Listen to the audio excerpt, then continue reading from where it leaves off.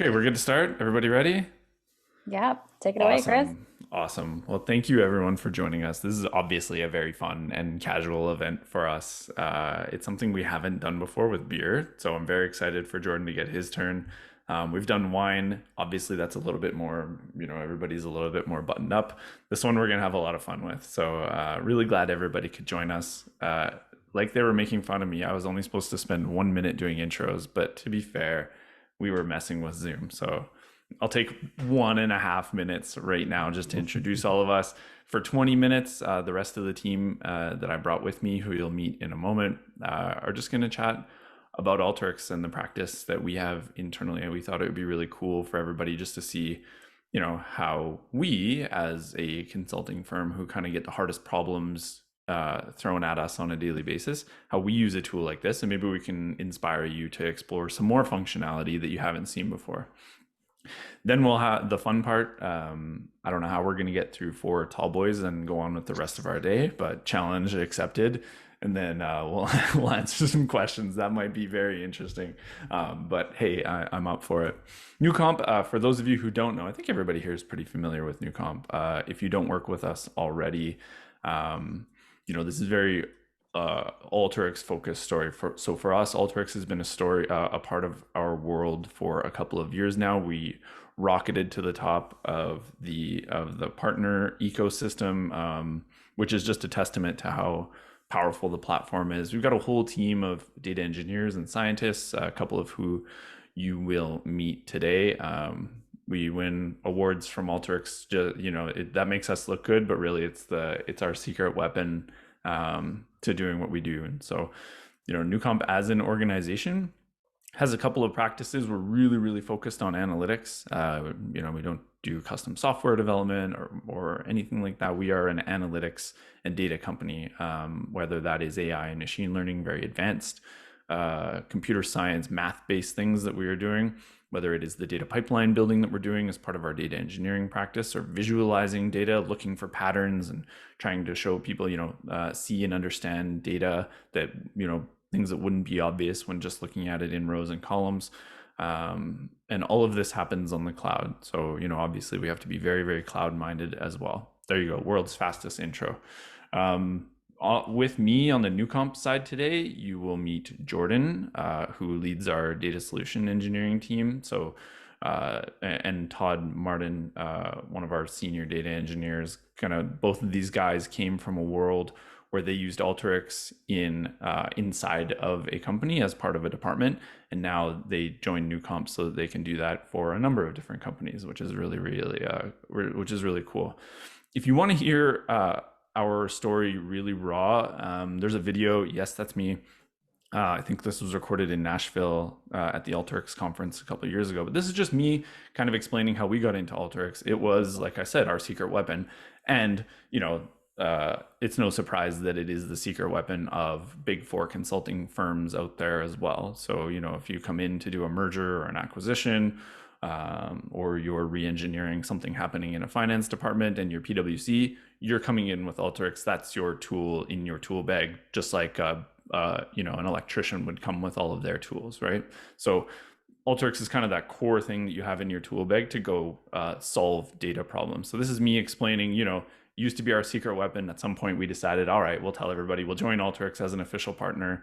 And that's what we'll share with the world. If you want to hear what it's like, both working with Newcomp as a partner and deploying Alteryx kind of across a big organization, there's a great story on our website that you can read from our friend at Shaw, who wrote, actually specifically called out Jordan and Todd for their help there, which is pretty awesome. So this is a really cool story. You guys should check it out on our website.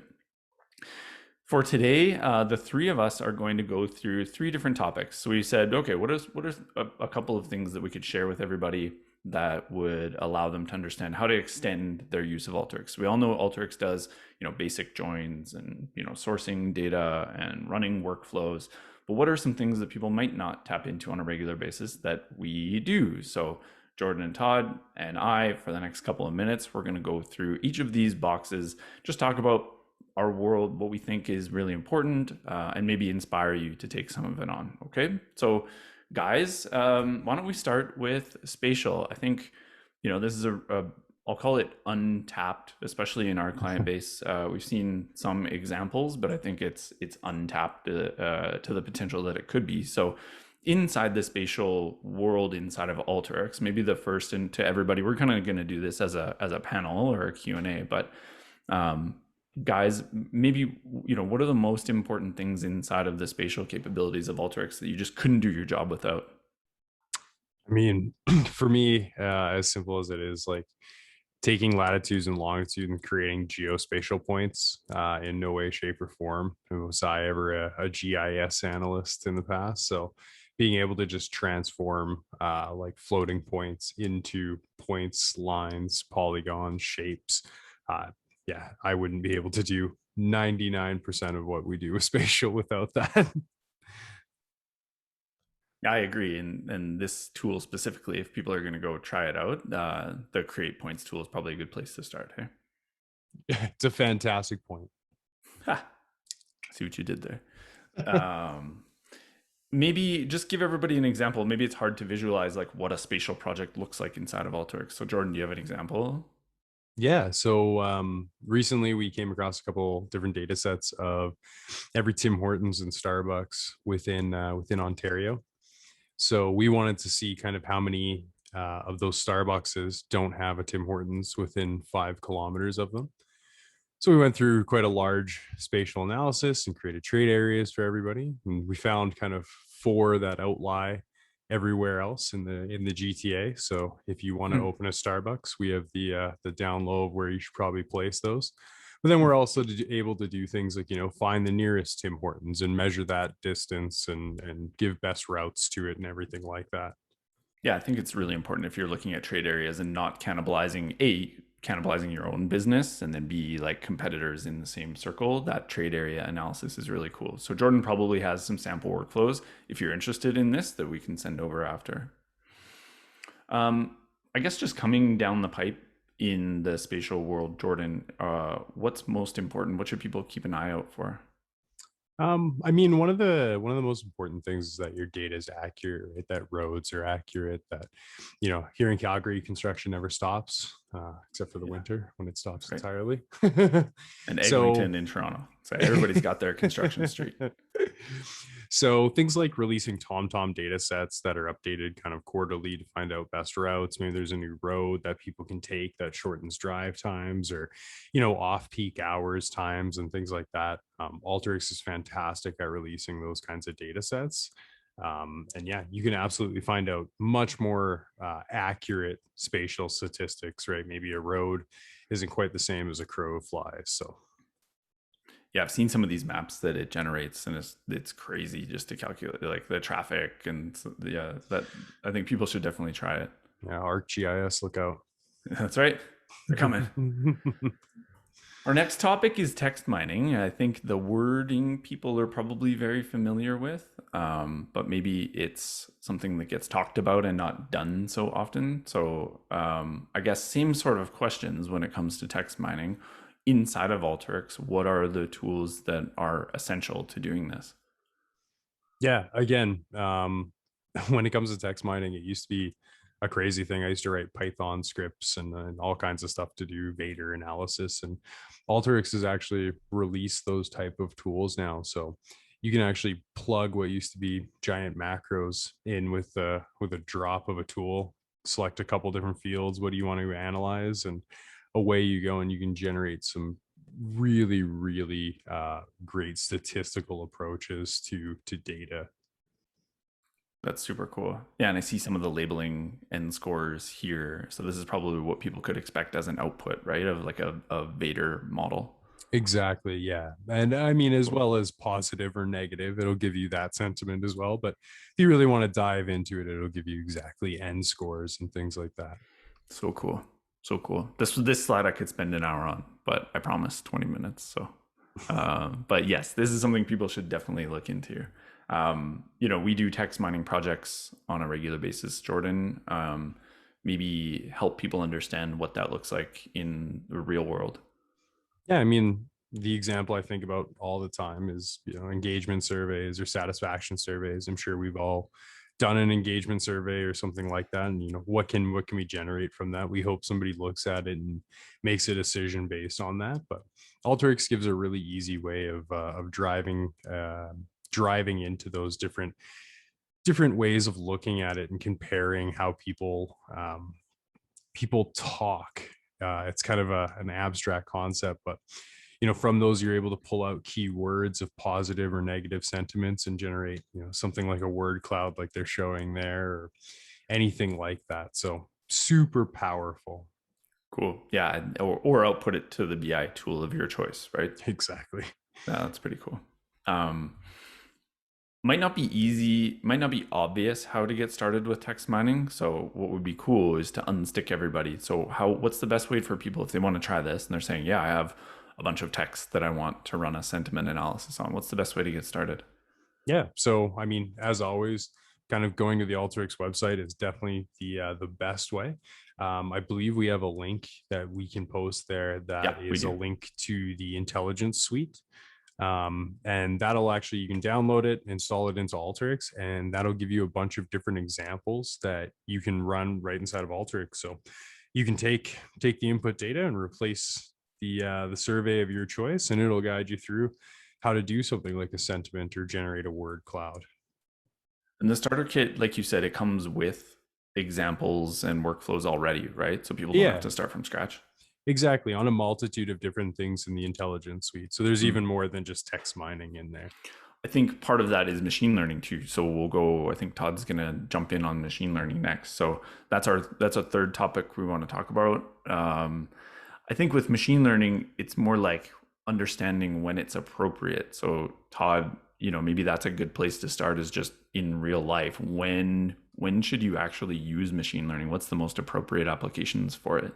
Yeah, and I kind of wanted to talk about this just because machine learning is a bit of a hot topic, and everyone thinks they know what it is and they want to do it on anything and everything, but it's not always appropriate.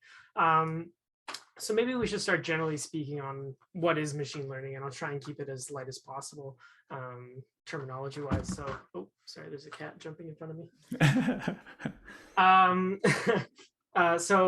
When talking about machine learning, generally speaking, what is it?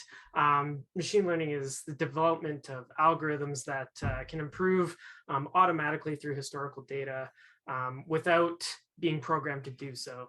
So generally speaking, we have historical data, we have our algorithms to look at it, and we can make some predictions or decisions based off of that historical data. And the more historical data we have and the more we gather, and the better it is, the better our predictions can be.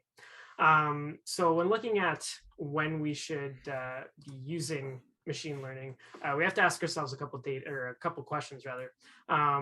If we have enough training data, like I said, if you don't have enough training data, our predictions based on these algorithms are going to be pretty poor. So the more training data we have, the better it is, the better our predictions are going to be.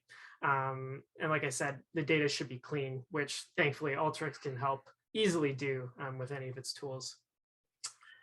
Something else you have to think about is machine learning in a traditional sense, maybe not in an Alteryx sense, but in a traditional sense, is a fine-tuning process. It's something that takes time. You can't just say, I've got my data set, let's do some predictions. You can start off that way, but it's going to be a process of going, okay, these are the predictions we get. We're not quite expecting that. Why not? Let's go back and look at our data. How can we fine-tune some of our features? Okay, we've done that. Now let's try making some more predictions. Okay, yep, now we're getting closer, and so on and so on and so on and so forth until you get something that is producing results that you expect to see and helps your business. And that kind of leads into the next point: is your problem should be complex. Unlike what some people think in today's world, you shouldn't throw machine learning at everything just because it's machine learning and it's a hot topic right now, right? If you have a problem of what's 2 + 2, you shouldn't go, let's throw some machine learning at that and see what we get, right? So it should be a relatively complex problem that you can't meaningfully solve in a short period of time on your own or using some simpler algorithms than machine learning. Yeah, those are good guideposts. I have also seen people try to jam it into every problem, and sometimes it causes more work than it solves. So often. So yes, I like those guides. Much like the question to Jordan about getting started. I guess machine learning may be even more daunting, especially if you don't come from our world. So inside of Alteryx, maybe Todd, what's your advice on getting started with machine learning inside of Alteryx? Yeah, like Jordan had mentioned, the Intelligence Starter Kit does have some workflows, some sample workflows that you can look at with machine learning included. So that could give you some examples of maybe when to apply machine learning and what kind of tools you might need to use within the intelligence suite. Other places you could look could be within the Alteryx community. So there's learning paths, which I think is what we have on the screen right now within the Alteryx community that you can go through, study. And I mean, I've been on the Alteryx community for some time now, and the resources they're putting together have just been getting better and better over the years. So these are quite good as well. Something else that you could do is some live training. If you check the schedules on the Alteryx community, those always come in handy as well. And then actually somebody in the call here who I work with quite frequently just messaged me saying that they learned spatial just by doing the weekly challenges. So that's something else you could look into too, is the weekly challenges. It's been a while since I've done any, but I'm pretty sure they have some predictive stuff on there. So that could be a good way to get your feet wet with some real life examples of when you might want to do some predictive analysis, and that could kind of lead you into more machine learning as well. Cool. I like that. And we can share these links with everybody afterwards. I didn't want to make you copy them down quickly, but they'll come in a follow-up, all the things that the guys are mentioning. I know Alteryx is investing a ton in the machine learning side of the platform, Todd. There's a lot happening. New features, any comments on things that people should keep an eye out for? Yeah, if you guys are following the intelligence suite, in the newest version, Alteryx 2021.3, which launched a few weeks ago, I believe, there's a new image recognition tool. And what that allows you to do is apply machine learning algorithms onto images to classify them. And you can use your own image data or to create a new model, or you can use pre-trained models that Alteryx provides as well. So if you have any images that you want to classify, that's one way to do it within Alteryx now. Cool. Yeah. And they have, like you said, some pre-trained models. Do you know which ones that they have? I don't. I haven't had a chance to look at it. I haven't looked either. I saw it in the release notes, but we'll make sure to give people a heads up on maybe some of the accelerators that they could use. For sure. Look at that. We did it on time. I'll call it on time. Jordan, you can't get mad at me because we were a little bit late. So I'll say that it was on time.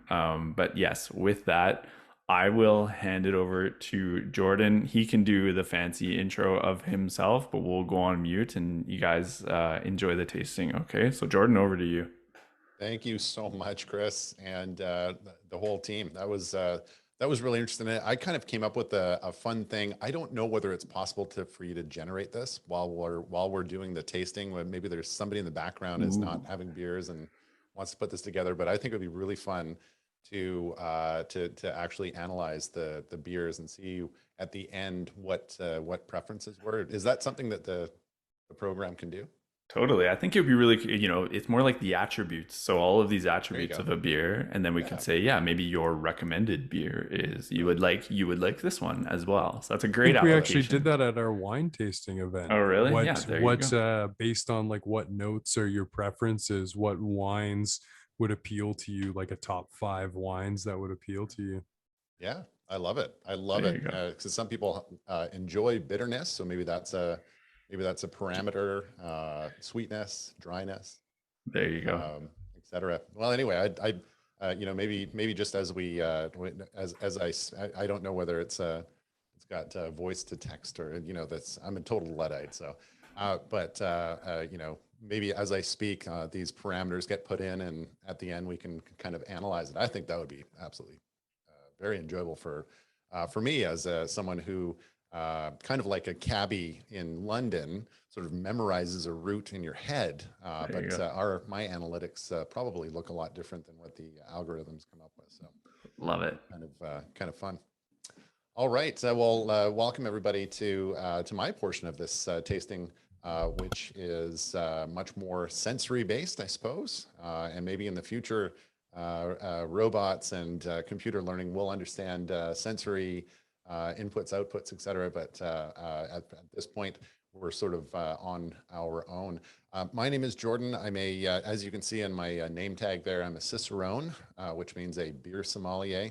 And so I put sommelier in there as well because I also have a very solid interest in wine. So I do a lot of wine tastings, whiskey tastings. Whiskey's just the other side of beer. It's just a little bit science applied in the 16 and 1700s that gets us those ethers or spirits, and then of course beer. So beer, we've got beer, wine, and spirits. I kind of consider myself a little bit of an expert in the latter two, but beer, certainly I've taken Beer University, which is the Cicerone beer training program. And I've got about 20 years of home brewing experience. I've sort of picked up and put down home brewing over kind of 6-year stretches is usually where it happens. And my current stretch is in wine and beer hybrids, or sort of the intersection. It's kind of a Belgian style of brewing wine beers would be probably the best way to describe it.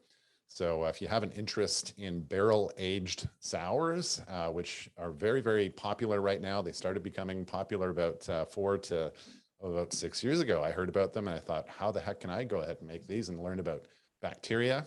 And I've learned, actually, my partner is a bacteria specialist. She's a molecular biologist. So it's fun to learn a bit from her as I go through my journey and learning about the sour beers. So we've got a number of beers. So we've got 4 beers for each person. We've got a selection in Calgary from Cabin, which talk about jealous. I wish that I lived in Calgary just so I could go to that brewery. It is absolutely amazing.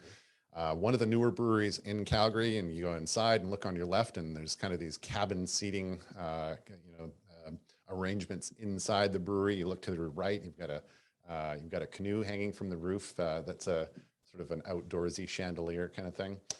So those are the beers that we've got from Calgary. That's the Luminosity, the Yo, the Super Saturation, and the Sunshine Rain. So those are the 4 that we've got for Calgary folks. For Vancouver, there was I think one gentleman that had beers in Vancouver, and those are from Fuggles and Warlock, which is a big partner of ours, and they make beer weird. So enjoy that if you're on the call with us. I'm not sure if you ended up on the call, but anyway. And for everybody else, we've got beers from Henderson Brewing, which is out of Toronto in the Junction Triangle, or just above High Park, on the way in between Pearson Airport and Toronto proper. And they are fantastic brewers. I think some of the more creative brewers in Toronto, I would say, and we're really, really proud to offer those beers to everybody. So there we go. Those are the general beers. And what are they? So we've got in Calgary, you're going to start with the Luminosity. So go ahead and pour that out. If you're in Calgary, the Lagered Blonde is going to be the Henderson Brewing beer that you want to start with. And then it would be the Pilsner if you have the Fuggles and Warlock pack. So go ahead and pour those out. Also, I encourage everybody to turn their video screens on just so that we can actually see face to face what if you're just got out of the shower or don't want to turn it on, that's totally cool. But at least turn on your microphone so we can hear from you. And I love to do this kind of face to face. I know that the technology that we're dealing with, that we're talking about today, is super high tech. But I like to actually just talk to people kind of face to face. And that's how I got involved in guiding, for being the lead guide for Canadian craft tours, taking people to one craft beer establishment at a time, and kind of introducing people to how beer is made. Towards the other end of this, towards the back end of it, I'll have a behind the scenes tour as well at Henderson Brewing. It's just a great little piece of footage that they put together for us at their brewery, and shows how beer is made, kind of from grain right to can. I won't say glass, but eventually it makes its way into your glass at home, or out at the park, or wherever you happen to be, at the cottage maybe. So So yeah, let's start with the Henderson Lagered Blonde. I think the majority of people got the Henderson. So I'll mainly talk to those points. The Lagered Blonde is a Kolsch style. So Kolsch is from Cologne or Cologne, Germany. And it is brewed along the Rhine River. It is an ale that originally was produced. There's also another one called Altbier that comes from Dusseldorf. Those are both ales that were brewed in kind of a different section of Germany away from Bavaria that never really didn't really adhere to a lot of the German beer purity laws until more recently. And that is the German beer purity law is called, anybody want to start off our trivia portion by naming that one in the chat, the chat, throw it into that if you know what it is. And if you get the spelling correct, then we might maybe we'll give away a couple of prizes here. So go ahead, enter that in the chat, and let's see if I can see it. There we go. And yeah, absolutely, Dan. Fuggles and Warlock is great. If anybody here a D&D fan, that is definitely the origin of the Warlock name, and Fuggles is the type of hop. So it's kind of a combination of hops and D&D. I love it. Yeah, it's pretty. It's a pretty fun title, and they have the last beer from Fuggles is actually a breakfast beer, if you can believe it. So it goes great with pancakes, bacon and eggs, buttered toast. It's fantastic with all of them. That's why they actually came up with that. Dan, you got it. The Reinheitsgebot. Excellent. And I might just as I'm giving prizes away here, let's try not to use the internet. Dan, I'm not saying that you did, but just in case anybody feels like they want to go to the internet and try to find answers, this is all about what we know here in just our small group of compadres. So it is the Reinheitsgebot. It actually originated from the late 1400s and was meant to keep people safe from toxic ingredients that were being added to beers way back when there was a mini ice age in Germany. So, all right, back to the lagered blonde ale. It's a nice kind of bread doughy, sort of crackery, saltine cracker kind of aromas and flavors to that. So uncooked bread dough is kind of what we're looking at there. So a little bit yeasty, a little bit more on the kind of the bread doughy sort of notes in terms of tasting. So do enjoy that. Nice, easy drinking ale. So it's a lagered ale. And the type of ale yeast. So ale implies the type of yeast, and lager also implies the type of yeast that's used in these beers. And the type of ale that they had in Cologne at the time had actually adapted to the cold temperatures, or had been adapted by a method of brewing beer called krausening. So krausening is when beer is fermented, it gets this foam on top, and brewers would actually take foam off the top of a fermenting really active beer, and they would throw it into another beer to kind of get it to ferment faster. And they didn't really know about yeast. They didn't know that it was a small organism. They just knew that it was this magic thing that would transform sweet water with a little bit of hops added to it to kind of offset the sweetness of it.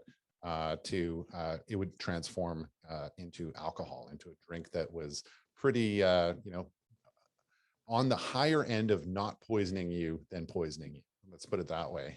Water back in those days in villages and in cities, it was not known that we were getting poisoned by the water, and dumping all sorts of fun things into the waterways, and maybe even recycling some water, some here and there. So if you boiled it, it was a much bigger chance that you were not going to get sick.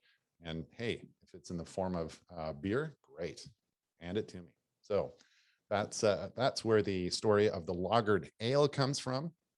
So and then of course back in the 1500s, brewers also started to brew lagers that was a special kind of yeast that came from originated actually in Mongolia, where the where this type of yeast originated. it is an offset of an ale yeast, and it makes a clean, crisp type of profile to the beer and doesn't add any flavors into the beer because it ferments at a cold temperature. The lagered blonde kind of tends to do the same things. Does anybody have questions about lagers or ales at this point? This is kind of beer 101. It's fairly basic, and that's why we start with these beers. Lagers can be quite finicky and quite difficult to use. So drink everybody and enjoy. I've still got coffee on the go here since it's noon and I have to jump in a car. So I'm going to be responsible and not have beer at this time of the day. And I find that I do enough of these tastings that if I was to drink all the time, it would be a problem. Let's just put it that way. Every, four of these tastings a day, and you wouldn't see me doing this for very long. So there you go. Please enjoy that lagered blonde. We've also got a Gosa coming up in just a few minutes once you've tasted this. And then when we are onto that Gosa, that second beer, I'll go through a proper beer judge certification program blind tasting. So it's not necessarily blind because you know what it is, but I'll show you what that looks like. And a kind of a fun game to play at home is or with friends out at the park or at a house party, etc., is bring a bunch of beer over, put your name on it, and in a bag and leave it so nobody can see it. And you can kind of get your friends to give you a blind tasting of 4, 6, 8, however many beers you've brought to the table, and see if after some of the training I'll give you today, see whether you can actually identify some of these beers and preferences or non-preferences. Awesome. All right, I'll give you a couple minutes just to pour that, give it a taste, and we'll see what people think. And please do feel free to put your opinions of your beers that you're having in the chat, just so we kind of get some feedback on what your preferences are, I guess.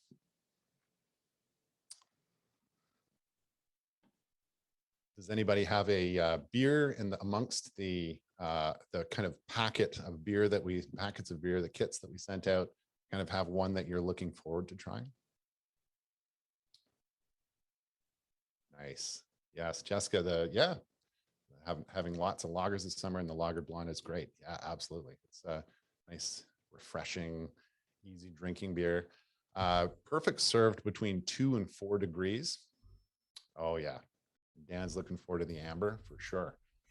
There's a fun story behind that one as well that we'll get to at the end of the tasting. And the lime Gosa, yeah, for sure. Yeah, the salted lime Gosa is part of their Ides series at Henderson. They have quite a few. They call it their Ides series, but really it's just their seasonal beer series, so or limited release beer series. Fantastic. All right. Pretty excited to try this salted dragon fruit wheat ale, just because it sounds, so unique. Yeah, and with the Amchur added to it. So while we're on that, let's just go ahead and of course, one of the other sort of PSAs I should have put out right at the very beginning as well, my apologies, is yes, you have 4 tall cans. Do not feel like you need to drink all 4 of those beers off the go. You can throw them back in the fridge and they're going to stay well carbonated for at least a couple of hours. So you can drink them over a longer period of time, just so you can go through and taste them. And in between the tastings, I would suggest that you just have a little bit of water, or even soda water is good to kind of cleanse your palate a little bit. All right. On that note, let's get to that which is the Calgary folks got a beer that's got Amchur. It's a salted Amchur wheat beer, and wheat beer meaning that as the grains that are added to it, of course, there are barley is one of the most common grains that is added to beer, but this particular one also has wheat added to it. So wheat is not as convenient to use as barley because it has a higher protein count and tends to kind of let's say clog up the mashing process. And so in Amchur, just in case anybody is curious about Amchur, I know it's not in the Henderson pack, so it's just the lucky Calgary folks that get that. Amchur is a powdered substance that gets made out of mangoes. So green mangoes or unripe mangoes gets powderized. And it's got kind of a citrusy flavor to it. It's really quite unique. If you haven't ever tried it, it's an Indian powder that gets added to a lot of Indian and Southeast Asian foods as an additive. So there we go. And right before we started this, actually, I had heard something about this, but Jordan Eckersley was telling me, telling us all, sharing all about the actual story of the Yo. Jordan, can I just hand that back to you for a second? You can sort of, because you're closer to it than I am. Yeah, it was actually created. The name comes from a lady who died over COVID time there, and she was actually my partner's neighbor, so her parents' neighbor. So pretty near and dear to our heart as well. There, we have a couple cans in the fridge as it is. Nice. Thank you very much. Yeah, it's and what an homage, what a beautiful send-off beer. And we occasionally see those in the brewing industry. There's one out here at Four Winds Brewing, which is actually where my coffee cup originates from. This is not a can of beer, it's a can of coffee. Greg Mills was the founder, one of the founders of Four Winds Brewing, which a lot of Western Canada people have probably tried at some point. It was made in homage to him. It was a West Coast style IPA. So you see these beers occasionally kind of in homage to, a loving memory of family or loved ones. So this is Yo is definitely short for Yolanda, is definitely a wonderful send off. So do enjoy that in her memory. And it is a salted, so it's a Gosa, which is a type of wheat beer, which is typically, and coming back to the Henderson beers that we've got here, we've got the Radical Lime Gosa. So go ahead and open both of those cans up and pour those out. For the gentleman that had if you're here, the gentleman that had the beer out of Vancouver, you'll have the Belgian Strawberry Wit, or it's called the Last Strawberry from Fuggles and Warlock. And that one is a strawberry wit beer, which is quite unusual beer. And if you get out to Vancouver here, or I think they extend their sales right into Alberta and Saskatchewan, I believe, you can probably find it at liquor stores there as well. All right, Belgian wit beer. What the heck does that mean? It's a white beer, is technically what it means. White is usually also goes hand in hand with wheat, and it gives that white tinge to a wit beer that you don't tend to see in a Hefeweizen or an American wheat ale. Typically, American style wheat ales end up fairly clear compared to their cloudy European cousins. So, they do differ also in flavors. The European wheat beers tend to have a particular type of yeast that they use that adds kind of a clove or a banana note to it. And you get a little bit less of that with the Gosa because it's got a little bit more sour notes to it. So you've got salt in it to enhance the sweetness, and also kind of offset the sour notes just a little bit as well, and kind of bring forth those umami wheat notes in the beer. So it's quite a complex beer in many senses, and leaves a lingering aftertaste that many people are familiar with. If you really like that kind of aftertaste, that's great. Some people don't like that so much. Jessica, you're saying it smells like a margarita. Yeah, absolutely, because the lime that's in there, for sure. Yeah, I love it.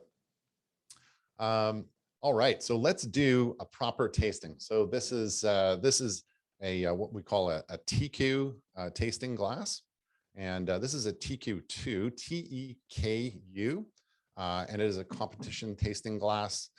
Most competition tasting glasses are actually much more reminiscent of wine glasses. The TQ3 3.0, it's there's TQ1, 2, and 3. This is the TQ2 style, and then there's a TQ3 that has a little bit of a flatter bottom on it, and it has slightly diminished wall thickness. So it's a little bit more like a tasting, like a wine glass. It is stemmed, and you can get stemless TQs as well, but they're mostly kind of knockoffs that just took the stem off of a TQ glass. So a proper IPA, or especially a Northeast style IPA, which is the super saturation from Calgary, and the IPA from Henderson, which is the next one. They should actually be technically would be the ideal candidate for a glass for those would be this style right here with the kind of fluted rim on it, and or flange. I guess that's a flange rim. I'm not sure how to describe that, but it's a kind of the rim is kind of jutting out to allow for CO2 to kind of escape before it reaches your tongue. And it kind of flows nicely as a tasting glass. So first thing we've done is pick a tasting glass that's appropriate for our tasting. Second thing we want to do is just fill about 2 ounces into that glass. The Willie Becher style glass is also an excellent type of tasting glass. Or with the Henderson beer, I'm not sure whether you guys actually got one of these little guys. It's like a little sort of a type of a Pilsner, or kind of a combination Pilsner slash Hefeweizen glass. That's a small taster glass. So you can use one of those as well. It's not going to develop the aromas on the head of it, which a proper competition tasting glass should have. So we're going to want to fill about 2 ounces of beer in there, just so it comes up to the outside edge here. First thing we're going to notice in there is the color. So what coloration is it hazy? What is the SRM, or the standard reflective measurement of it? That is going to be the kind of the second thing we look at. And there is a card you can look at that goes from clear right up to black. And it goes from about 0 to 100 roughly. And usually you're not going to be able to by eye tell the difference between about 40 SRM and 100 SRM. It's black or blacker. So it goes up to about 40, and then it's almost undistinguishable. So you're going to notice that. The other thing is the foam. So what does the foam look like? If you don't see foam on it, give it a little bit of a stir, and allow foam to develop, and then kind of move it around in the glass like this. Next thing we want to do is the aroma. So we want to kind of judge the aroma. And if you're using for the competition, if you're using a Willie Becher style glass, which is one of the glasses that we sent out with our Vancouver package, I'm not sure whether that person's on the call here, but you'll also notice the lace of that gets left in the actual glass itself. Ideally, I wouldn't want a glass that has a lot of printing on it like this. Like these snowflakes. This is a Coast Mountain Brewing glass from Whistler. You wouldn't want to have that on there because it affects how you can actually see the lacing in glass.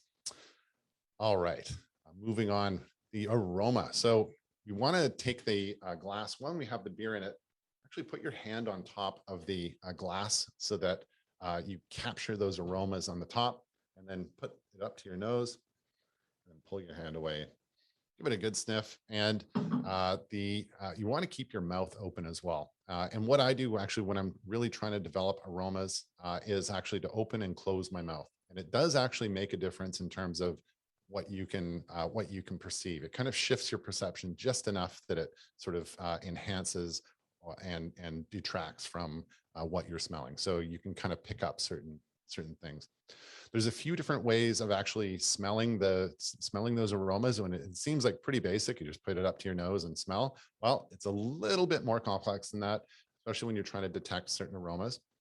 The other piece that I use here is, let's see if I can find it. There we go.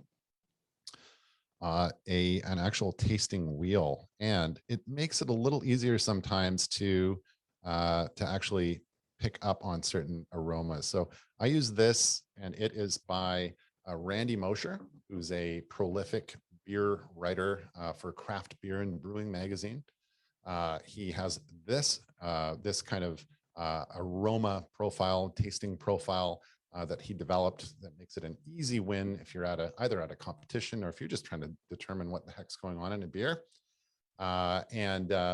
Got all sorts of fun things on here. Got earthy and animal, spicy and phenol, herbal and vegetal.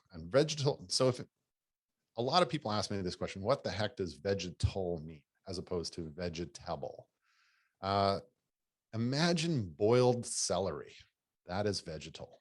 So not always the most pleasant. So cooked, you'll go anywhere between cooked and nutty.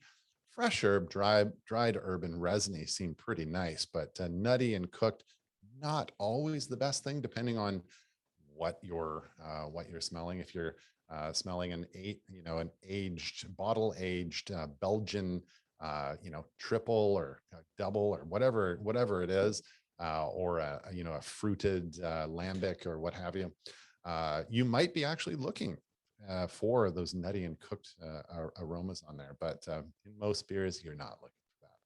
That's a fault. We've got floral, and of course those are pretty self-descriptive. Fruity, yeah, it's all pretty self-descriptive from there. Aged and stale. So these are actually faults in beers. So honey and waxy can be faults. It means maybe a bottle has been kept. It was bottled and had some oxygen remaining on the top of of that bottle, and was kept at too warm of a temperature, and you end up with these honey and waxy sort of flavors. Meaty, I think that sort of is a fault in itself. We don't want that in beer in general, except in some lambics. Papery, that means it's staled. So it's papery is never something we want to look for. And then metallic, minerals, medicinal, plastic. Yes, those are actually some things that we want in very aged beers like lambics. It seems bizarre, but they do appear in there and can actually enhance some of the flavors, but for the most part, pretty bad. Yeah, new car smell in a beer. That's yeah. Yeah. Smells like I'm drinking a Ford. Yeah. I like this in a strange way. Yeah, exactly.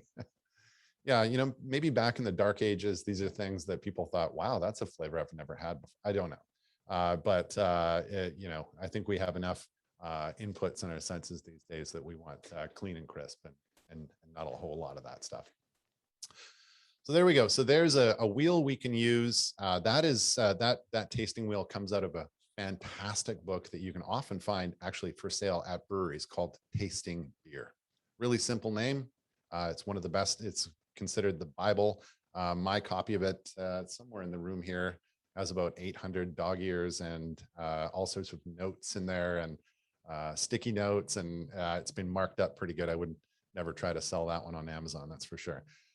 So that is, it's like a good, well-used textbook. So that's where that comes from. If you're interested in kind of pursuing your beer knowledge a little bit more, it's super handy. And Randy is an incredible writer. All right. So moving on from that, we've got the aromas that might present themselves to us and what we look for and what we're kind of, depending on the style, what we might be trying to avoid. And then, of course, make your notes as you're about to taste this. Make all your initial impressions, and then of course tasting it. So we want to take a full mouthful. This isn't wine tasting where we're being kind of a little bit prissy about how much we take in. Give yourself a full mouthful and kind of move your tongue back and forth across your mouth. Touch every part of your mouth with that beer if you can, and then swallow. So what's going to happen is you're going to kind of short circuit the three types of taster out there, and that is by getting the beer everywhere in your mouth. And those three tasters are the sensitive, the average, and the bold taster. So I'm more on the average end, and all that means is actually the distribution of your papilla on your tongue or taste buds on your tongue. Sensitive tasters tend to have more of their taste buds aligned in the middle of their tongue. The average taster tends to have their papilla kind of distributed more evenly across their tongue. And then the bold taster tends to have their taste buds distributed across the edges or towards the edges of their tongue. So that's kind of what determines whether you're a sensitive, average, or bold taster. And you sort of short circuit that by making sure that everywhere in your mouth is touched by the beer when you taste it. All right, so we're going to notice the body of the beer while we have that mouthful. The viscosity of it. Is it thin? Is it thick? Is it acidic, sour, sweet, umami? What is going on there? And then the buoyancy of it. So what sort of volumes of CO2 are in there when we kind of swish it around our mouth? Is it like foaming up, or is it like it's kind of a warm beer? So it's cold, warm. There's all sorts of things that we can sense through tactile and also through taste. So a couple of different things going on there. When we swallow, we'll notice if there's a lot of warmth or a lot of bitterness, we're going to perceive that as heat in our throats. And then, of course, taking a couple of breaths post tasting that beer and getting the overall kind of linger, that lasting longer impression of the beer. And then the overall impression is the kind of right at the end. So you want to grade it. Is it usually I grade it 1 to 5 stars. And sometimes I'll even post the results on Untapped if I get a really good reading of that beer and I get a solid, either like a solid perception of it, and I can post about that. I try to be as objective as possible on Untapped. Has anybody ever used Untapped? All right. Okay. I see some nods. Some people might not know what it is. It's just an app that's actually started here in Vancouver with the Haifa project. And the kind of techie people amongst us, that's where most of the people that started that app started in that world. And it's sort of a analytics for beer. I'm sure you could plug in all sorts of data from there to into Alteryx and get all sorts of fun stuff out of there, and probably a lot of miss data, stuff that you would just take it and put it to the side. I don't like Pilsners, but I'm going to rate this as a 1. It's that kind of bad data is terrible. So Untapped tends to have some of those characteristics. So I try to be as objective as possible when writing. Try not to put any. I hated this brewery just because I didn't like their seating, and leather seats, not my thing. And so I'm going to give it 2 stars to this beer.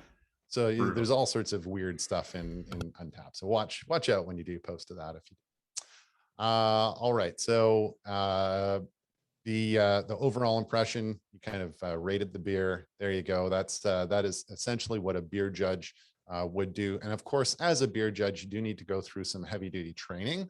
It's really tough stuff, trying all sorts of different beers. And you may note a hint of dry wit in me saying that is actually quite a fun thing to go and do. And I encourage more people to do it. It's can be a tough thing to get enough beer judges. Sometimes they're tasting up to 1,000 beers for a competition, and it actually is grueling hard work to do it without getting drunk. so there we go. So that is the second beer. Let's move on to our third tasting here, just so I don't run us over time. We have enough time to get back to the Alteryx folks for them to answer kind of remaining questions. So the third beer here is going to be across the board is going to be an IPA. And so if you've got the Calgary beer, you've got the Sunshine Rain is the one that I would advise going to. Dan, thanks so much. I'm not sure if you're still there, but thank you so much for being with us, and hope you enjoyed all the beers. All right, so we've got the IPA from Henderson is the used to be called the UPA.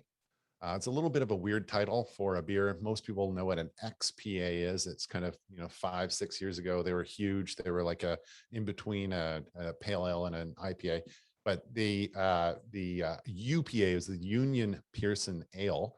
They renamed it, smart enough for them to do, to the Pearson Express IPA, and that is an homage to the Pearson Express going from Union Station out to Pearson.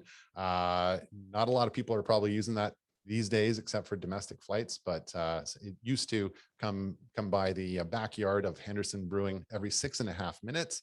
And so this beer is a 6.5% alcohol IPA. So there we go. It's a good one. It's a hybrid, and it's a kind of a combination of a British style, East Coast, using East Coast heavy hops that usually get used for hazy IPAs or Northeast style IPAs, and then it's also got they actually use the methodology of a West Coast IPA to actually brew it, and ferment it. So it's a fairly dry, little bit resinous, and also a little bit got some roasted notes to it and some color that makes it appear kind of like a British style IPA.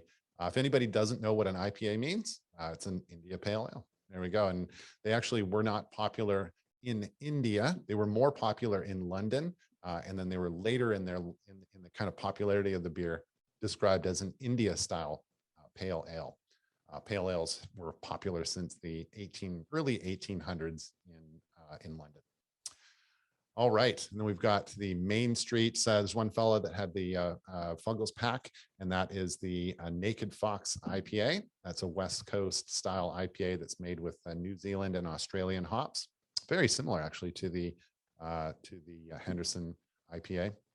And then the Sunshine Rain by Cabin in Calgary. That is an absolutely wonderful beer. One of my favorite IPAs that I think I've ever tried. It is very reminiscent, I would say, of Fat Tug, which is a West Coast style IPA. It's very, very similar to the Driftwood Brewing out of Victoria, BC. They make that Fat Tug, and it kind of became the standard. And in my opinion, I think actually the Sunshine Rain is now the standard beer, and you can get it all over the place. I know that the owner, who is a Kiwi, loves to send that one out. He's very proud of it. So yeah, go ahead and have at that IPA. I'm going to put that tasting wheel that I showed you folks. I'm going to put that into the chat so that you can download it, and you'll have that at least. And I encourage you to go out and pick up Randy's book as well. Boy, I should be, the amount of times I say that in a day, I should probably be getting some kind of royalty or something from Randy. All right, so we'll just grab that in the chat. Here we go. Yeah, just give me one sec here, and I'll download that or upload that.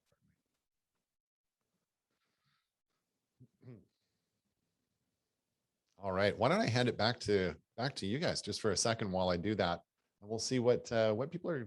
How are you engaging with these beers? What are some big wins that we've got so far for people? I know we had I think Jessica was saying she loved the lagered blonde. I've actually liked all three of them so far. An IPA is not my favorite style, but I'm enjoying the Pearson Express IPA. It's nice.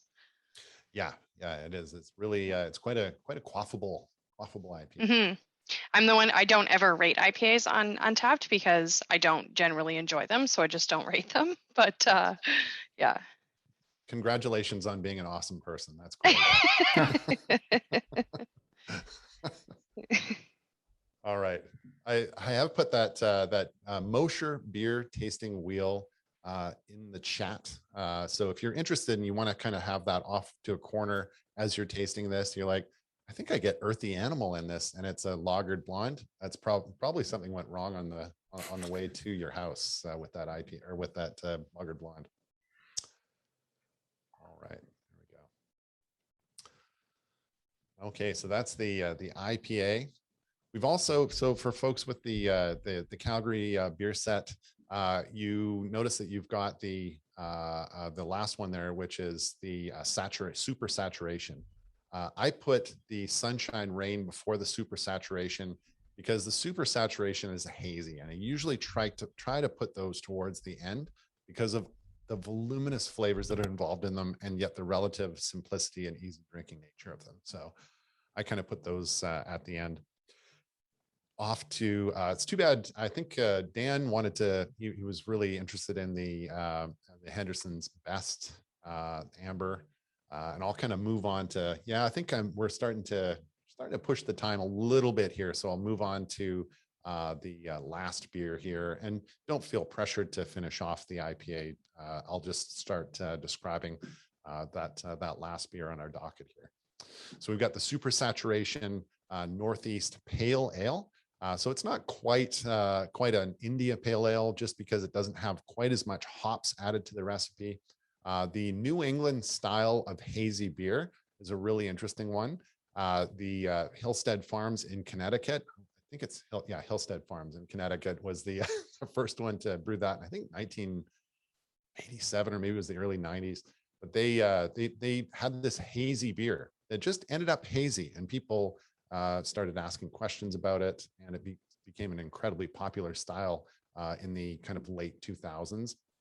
And all breweries started to produce these.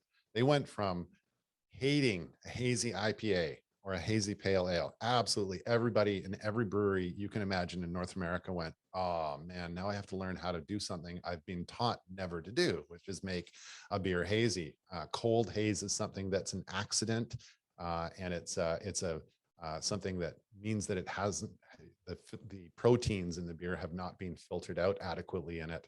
And that means it went through kind of a high crash stage. So usually a crash stage in the final production of a beer is to eliminate all the hazy aspects of beer and kind of bring those colloidal protein chains that develop in a beer down to down to a temperature where they can kind of drop out and then be served. You can serve this beautiful clear beer. The one exception to that hazy rule was Hefeweizens and wit beers. They have always traditionally been hazy, and that's been an exception that brewers have been okay with. The hazy IPA came along, and everybody said that is absolutely outrageous. How can you possibly do that? And it took a while for the market to come around. Also, brewers had to train themselves on how to actually make a beer that kept itself in suspension at cold temperatures. So it was a bit of a task. You can now find them in virtually every brewery across North America, and in Europe, and of course Australia and New Zealand as well now. So the hazy IPA is, I think, here to stay. All the magazines and all the industry rags said, it's just a fad, it's going to die. It has not happened yet in the last 10 years, so it's here to stay. So there we go. That's the super saturation, and do enjoy that. Sweet, and with lots of tropical notes bound up in that New England style pale ale. People actually found them much more palatable than the super bitter West Coast IPAs, or relative bitterness of a West Coast IPA or a double IPA. And double IPA just means that there's a whole lot more hops and sugar added to that IPA. Then it's not actually technically doubled; it's just a lot more. So there we go. You get a triple IPA, you end up with a very sweet, actually quite easy drinking beer. It's odd that when you get in, and a quad IPA is just, it's like syrup. It's almost undrinkable, but you kind of can't keep yourself away from it once you try it. So there we go. That's the New England style IPA, super saturation from Cabin Brewing. Moving to a different style of beer, but a little bit darker, and it's why I put it at the end on the Henderson menu, is that Henderson's ESB, or amber. So it can be called either an amber or an ESB. Fuller's in 1973 put out a line of beers called bitters, standard bitters, and extra special bitters. And it was meant to differentiate themselves from the dark milds, porters, and pale ales that were really predominant in, and of course, and lagers as well, which had become predominant in England, and casked style ales, which were always popular. So it was kind of meant to be a style that was differentiated, and it was extremely popular and still is today in England. But in England, actually, the most popular type of beer, does anybody know? Anybody want to hazard a guess as to the most popular style in England right now, or in the UK?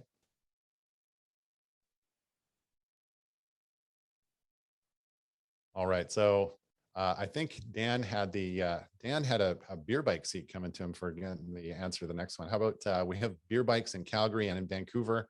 If you answer this one correctly, you get a seat on one of our beer bikes. We'll send you a code. Wow. It's pretty, it's not a monster prize, but it's a lot of fun. I mean, that sounds awesome. Yeah. I would have to Google it, and I'm not going to cheat. Okay. Okay. All right. Anybody else want to try that before I unveil it and we just send that prize into the ether? You can just try. Let's put it this way. I've already told you the answer in my last paragraph, in my last statement. Is it the dark beer? Is it? No, it's not. It's a pale beer. Okay. All right, I'll give you a second to put that in there. So I'll leave that hanging. Everybody can answer that. Or if whoever gets it first gets it right, wins the beer bike seat. So I'll move on to the ESB, continue with that. The ESB, or amber, so that is what Henderson used to call this beer. They used to call it Henderson's ESB. It was their worst selling beer. They decided, so Henderson's about 7 years old now. And this was way back when they first started. They changed the name. This is brilliant. They changed the name to an amber ale and called it their best. So they kept ESB in the name and added a T, and it became their best selling beer. So it's actually the beer that they brew in the little video that I have to show in the next. I'll show that by 1:20 my time, and then we'll move back to the folks over at Alteryx. But they named it their best. Guess what? It's all in advertising. So so it's solid beer, and it is an excellent one. If you try it, it's not too bitter. They do call it an extra special bitter, which doesn't do well in the North American audience. We don't like bitter things. We just like to be given them and told that it's good. So they called it their best, and it's done quite well. So there we go. There's the ESB. A little bit of roasty notes, but nice, easy drinking. Nice, balanced with enough bitterness in the hops, English style hops. Usually, I think in that one there's Sterling and Goldings as well. So those are kind of what distinguishes English ales versus American ales or European style ales. It's typically the hops and the yeasts that are in them. For the most part, malts are kind of the same everywhere you go, except the barley belt in Alberta actually grows some of the best barley in the world, which is awesome to see that our neighbors here next to BC are growing incredible malt for shipping around the world. There we go. I actually just heard a story that a bunch of brewers and actually maltsters came to Tool Shed Brewing in Alberta to kind of have some of the beers that Graham has produced over there. Graham is kind of one of the key figures in the Alberta craft beer market, and he's kind of helped change all the regulations there that were really holding the whole thing back. So Alberta has the fastest growing craft beer market in one of the fastest growing in North America, and definitely the fastest growing in Canada. So there we go. Big shout out to folks in Alberta, farmers growing great barley. I think it was the People Skills was the first tool shed I ever had. That's theirs, right? Yeah, it sure is. Yeah. Yeah. That's right. Named after, I think it was one of their brewers, or it was one of the guys that hung out there, and definitely did not have good people skills until you had him a couple of beers. There you go. I like it. Yeah. All righty. Okay, so we haven't had an answer for that. I'm gonna put it out there. It is the lager. So the pale lager is the most popular, just like everywhere else in the world. Pale lagers are the most popular style of beer ever in historically and currently. Why is that? Is it just it's just very accessible? Yeah, it's just really well balanced, clean and crisp, and we have refrigeration technology everywhere in the world now. So it wasn't the case until refrigeration was invented. And here's another fun fact: it was actually invented by the Czechs for Pilsner Urquell by Carl von Linde, a Dutch scientist that actually invented the refrigeration system to keep beer cool. Specifically for beer. Specifically for Pilsner Urquell, which you can actually buy still. So it's one of the longest lasting Czech premium lagers that's still available today on the market. And it wins awards consistently because of the way that they still brew it, which is a double decoction style of brewing. So Wow. it's an absolutely brilliant Pilsner. You can still buy it everywhere in the world, and it tastes fantastic. So, and refrigeration was invented for that beer.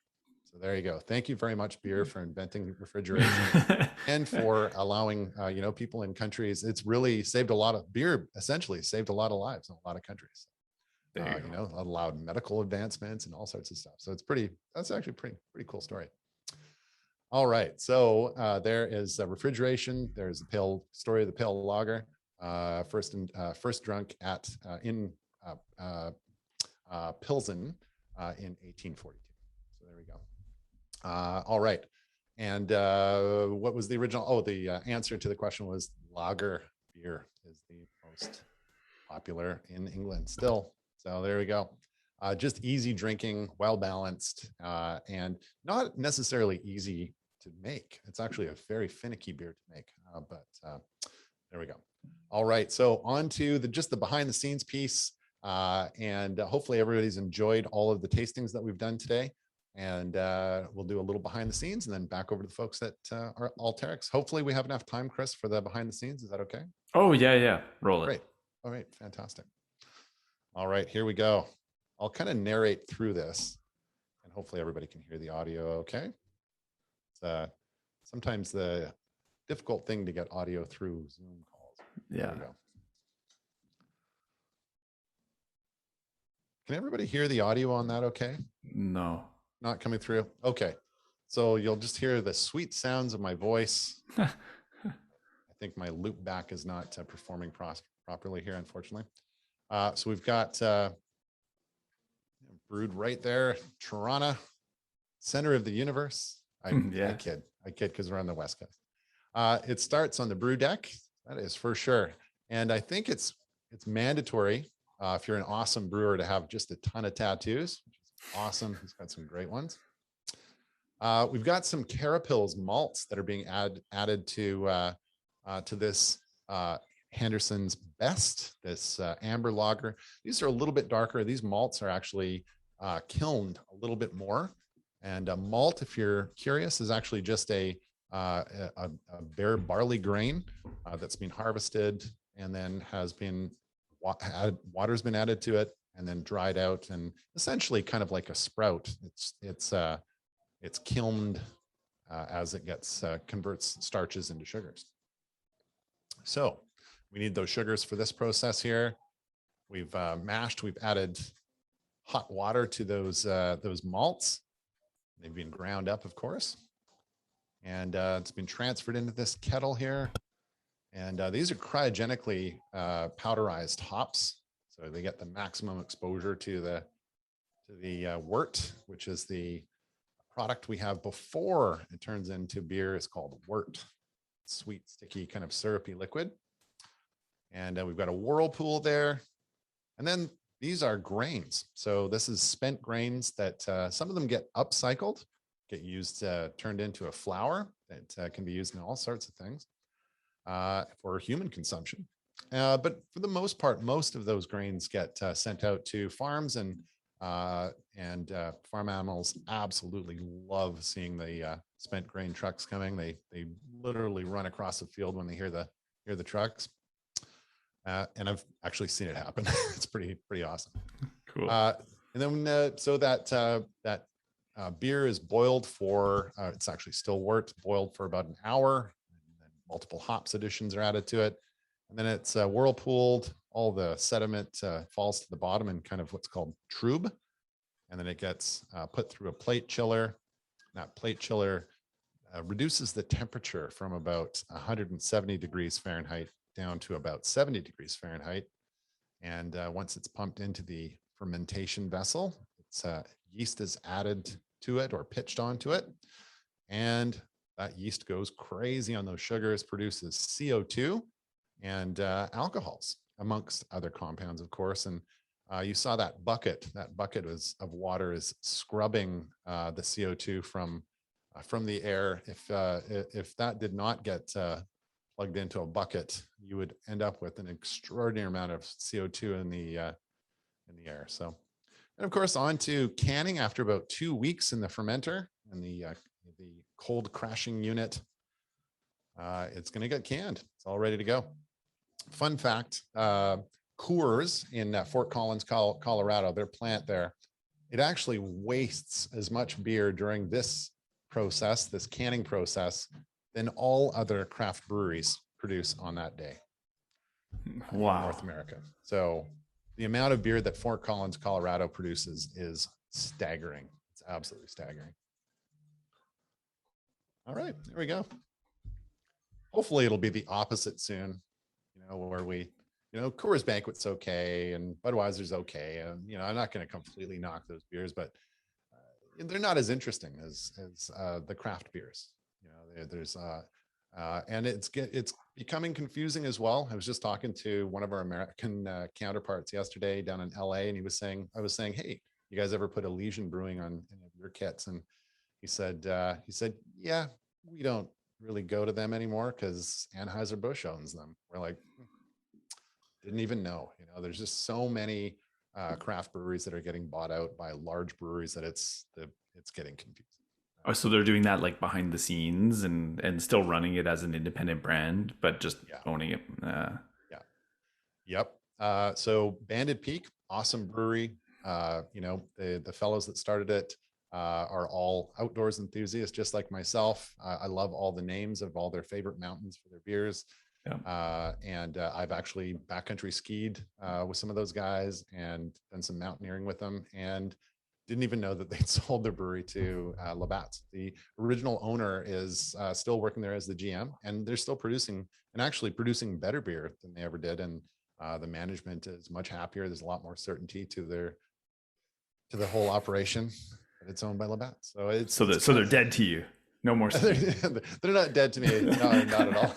Not at all. But it's a funny thing, and you start an operation, you get 5 years into it, and you're responsible for a lot, and there's the brewery is a multi-headed hydra. It is you think you're operating smoothly, and then everything crashes. COVID comes along, and you're always looking for cash. No. It's just you're never without this constant search for cash. So they finally just wanted to be able to go backcountry skiing, go mountaineering, and go do outdoors things, and selling actually made a lot of sense to a lot of the original founders of it. So that's cool. It happens. Yeah. All right, there we go. So that's not really a push for independent craft beer or anything, which I always try to push, but sometimes it just happens. That's just the nature. It should be that way. No, and that's the whole reason we did this. We wanted to also advocate. So I think that's really cool. That's awesome. Great. Well, thank you very much for having me. I know I went on a little bit longer than I had thought. And hopefully everybody has had at least the 101 version of their beer questions answered. And hopefully we can do a 201 and 301 at some other point. No, I was furiously taking notes just because being able to describe what you're tasting. I like the wheel. Thanks for sharing that with everybody. Yeah, but those are words I wouldn't have thought to describe. I have 8 words to describe it. So this is going to be a fun party trick. That's great. Fantastic. Okay, thanks so much, Jordan. I appreciate it. I will go back to sharing my screen for a second. Sure. I think this is the one. Somebody can yell at me if it's not. So that was really cool. And we like to do these kind of small group, really intimate, kind of invite-only events. So for those of you who came, thank you very much. We'll do more of these. Behind the scenes, we were talking, Jordan, about how awesome you were doing. We've had all sorts of experiences. So this one, we'd love to have you back. So maybe we'll do some more of these. I like this format for an event. We've got a little bit of work stuff to talk about, and then we just have fun together. It's a cool way for everybody to kind of interact. But we'd like to keep it going. So if you are on this call, and you stuck around, we would love to help you get started so that we're not just talking about this stuff. Jordan and Todd and myself and the rest of our team want to be available to you. So what we've done, and we're going to send you a link that you'll get after this, but you can click that sign up button, and we're booking in 1 hour intervals. So just a complimentary session where you can choose one of those 3 topics that we did. So spatial, text mining, or machine learning. And we'll hold your hand and get you started with it. So you don't have to go off on your own and do a bunch of reading and downloading. One of us will just stick with you for an hour and get you started. So that's already set up. You can click on the link when it comes to you and book a session with us. Okay. And those are always really fun. It ends up often being the start of something really special. We also have our own trial keys for you for Alteryx, so you don't have to download the public one and somebody will call you and say, hey, you want to buy some Alteryx? We've got our own key for you and we'll leave you alone. But that you can use that during the session when you book it. So that'll also be something that we will send you in our follow-up, okay? I think that's it. Somebody wave at me if I forgot something, but I think that's everything. To everyone, thank you so much for joining us. Jordan, that was amazing. I think somebody would be lying if they said they knew all of that already. So I appreciate it. Yeah, no problem. And thanks for doing what you do. Jordan and Todd on my team, thank you so much for chipping in and kind of sharing your experience and insights and what you see coming down the pipe with Alteryx and getting people excited. Annabelle, thank you very much to Alteryx for partnering with us on this, and we'll be in touch with everybody, okay? So take care, everyone, and enjoy the rest of your day. Bye. Thanks so much, Jordan. Okay, Thanks so much, everybody. Jordan. See you later. All right. Thanks, everyone. Thanks, Thank everyone. you. See ya. Yeah, bye-bye.